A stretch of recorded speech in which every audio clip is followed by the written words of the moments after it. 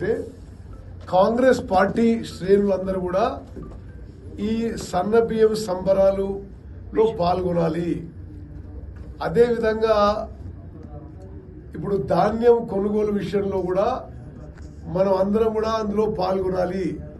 ఎక్కడ general public కి మనం డిస్టర్బెన్స్ చేయకుండా మనం ఒక పాజిటివ్ కాంట్రిబ్యూషన్తో ఈ ప్రోగ్రామ్స్ లో పాల్గొనాలి. అయితే ఈ సన్నబియ్యం కార్యక్రమం గురించి మీకు మెయిన్ హైలైట్స్ చెప్తా. ఇప్పటి వరకు తెలంగాణలో ఒక్కొక్క కిలో దొడ్డు బియ్యము 40 రూపాయలకి కిలోకి కొనుగోలు చేసి మనిషికి 6 కిలోలు ఉచితంగా 2,81,00,000 మందికి బెనిఫిషరీస్కి ఇచ్చేవాళ్ళము.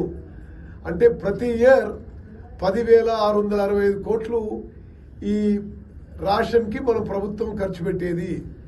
అయితే ముఖ్యమంత్రి గారితో ఉప ముఖ్యమంత్రి గారితో చర్చించిన తర్వాత మేము ఏమనుకున్నామంటే ఇంత పెద్ద అమౌంట్ ఖర్చు పెట్టినా 70 to 80% ration is getting wasted. Because beneficiaries ఈ బియ్యం తినడం లేదు. ఇది డైవర్ట్ అయి రీసైకిల్ అయి మరి ఇల్లీగల్ వ్యాపారాలకి దోహదపడుతుంది తప్పితే పేద ప్రజల కడుపు నిండే కార్యక్రమం కాదు అని ఆలోచన చేసి మొత్తం స్కీమ్ మార్చేసి సన్న బియ్యం కార్యక్రమం పెట్టినము. దాని మొదటి ఫేజ్ లో సన్న వడ్ల ప్రొక్యూర్మెంట్ కి 500 రూపాయలు బోనస్ పెట్టి మొన్న వానాకాలం పంటలో మరి సన్న వడ్లు ప్రొక్యూర్ చేసి ఆ వడ్లని మిల్లింగ్ చేసి ఇప్పుడు రాష్ట్ర వ్యాప్తంగా 3,10,00,000 మందికి ప్రతి వ్యక్తికి 6 కిలోలు ఉచితంగా మంచి క్వాలిటీ సన్నబియ్యం ఇస్తున్నాము. భారతదేశ చరిత్రలో ఇటువంటి పథకం ఫుడ్ సెక్యూరిటీ ఆహార భద్రతకి ఏ ప్రభుత్వం ఏ రాష్ట్రంలో చేయలేదు. బీజేపీ వాళ్ళ బీఆర్ఎస్ వాళ్ళ విమర్శలు అర్ధరహితము. బీజేపీ పరిపాలిత రాష్ట్రాల్లో ఎక్కడ కూడా సన్నబియ్యం ఇవ్వడం లేదు. బీఆర్ఎస్ ప్రభుత్వంలో ఇంత క్వాలిటీ రైస్ ఏనాడు ఇవ్వలేదు. వాళ్ళు కడుపు మంటతోనో లేకపోతే జెలసీతోనో ఏదో విమర్శలు చేస్తున్నారు. కానీ నేను దానికి కాంట్రవర్సీ చేయదలుచుకోలేదు. నిస్సందేహంగా తెలంగాణలో మన కాంగ్రెస్ ప్రభుత్వం అమలు చేస్తున్న సన్నబియ్యం పథకం స్వతంత్ర భారతదేశంలో ఇది మొదటిసారి అమలవుతున్నది. 3,10,00,000 మందికి నెలకి 6 కిలోలు సన్నబియ్యం ఉచితంగా ఇస్తున్నాము. ఇదొక గొప్ప కార్యక్రమం.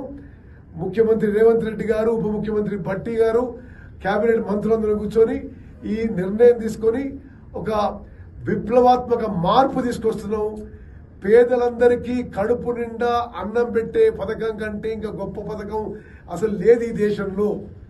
అదేవిధంగా పోయిన వానాకాలం పంట, ఇప్పుడు కోతకొస్తున్న యాసంగి పంట రెండు కలిపితే భారతదేశ చరిత్రలో ఏ రాష్ట్రంలో పండని వరి పంట మనకు పండింది. వానాకాలం పంటలో 153 లక్షల మెట్రిక్ టన్నులు, ఈ యాసంగిలో 127 లక్షల మెట్రిక్ టన్నులు పండి వరి ధాన్యం.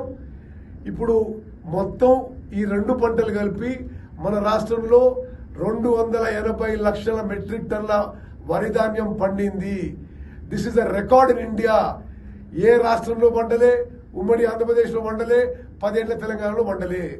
ఒకటే గుర్తుపెట్టుకోండి, కాళేశ్వరం ప్రాజెక్టు కూలిపోయి ఉండగా తెలంగాణలో రికార్డు వరి పంట పండించింది మన కాంగ్రెస్ ప్రభుత్వం అనే విషయం మనం గుర్తుపెట్టుకోవాలి. ఆ పండిన పంటని ప్రతి గింజ కొనుగోలు చేసే విధంగా వానాకాలం పంట మరి 153 లక్షల మెట్రిక్ టన్నులు మనం 13,000 కోట్ల రూపాయలు ఖర్చు పెట్టి కొనుగోలు చేసినాము. అదేవిధంగా మీ అందరికి విజ్ఞప్తి ఏంటంటే ఈ యాసంగి పంటలో కూడా ధాన్యం కొనుగోలు కేంద్రాల్లో మీరు అందరు ఇన్వాల్వ్ కండి. ఒక పాజిటివ్ వేగా ఎవరికి ఇబ్బంది పెట్టకుండా ఆ ధాన్యం కొనుగోలు కేంద్రాలు మంచి నడిచే విధంగా మీ సూచనలు సలహా ఇవ్వాల్సిందిగా విజ్ఞప్తి చేస్తున్నా.